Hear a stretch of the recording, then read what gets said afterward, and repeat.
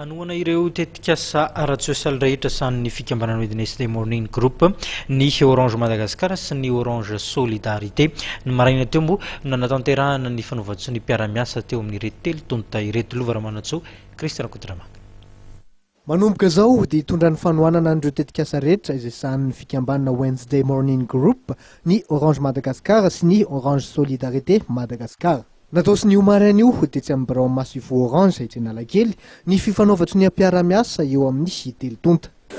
Notanteranay androany ny fiara-miasanay zay efa ela tokoa satria efa taona zao zay no nanampy sy nanoana ny Wednesday Morning Group ary dia ao anatin'ny fitovizany asa sosialy ataonay fantatsika moa fa Orange Madagascar dia orinasa nandraikitra ary mandray andraikitra ary ao anatin'izay lafin'izay no nandray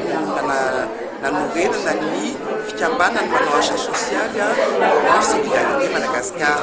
amin'ny taona araiky ambin'ny folo sy roa arivo no nitsangana. Fiara-miasa niaraka tamin'ny Wednesday Morning Group efa nanomboka tamin'ny taona valo sy roa arivo ary manao anazy zay isaky ny mihetsika ny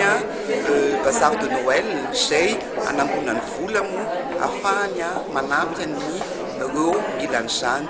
Nanolotra kit serasera sy tolotra pocket mail ny WMG ihany koa ny Orange Madagascar ahafahany mifanakalo sy mifanerasera amin'ireo mpiara-piombina antoka aminy.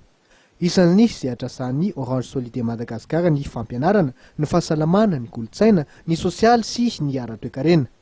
Tao anaty lanonam-pianakaviana tanteraka no nitotsaina zao fifanaovatso ny mpiara-miasa zao teo amin'Andriamatoa Michel Barré, tale général ny Orange Madagascar, Ramatoa Laura Razanamasy Rakody Foravahatra, filohan'ny WMG, ary Ramatoa Josie Randriambeloma, filohan'ny Orange Solidarité Madagascar.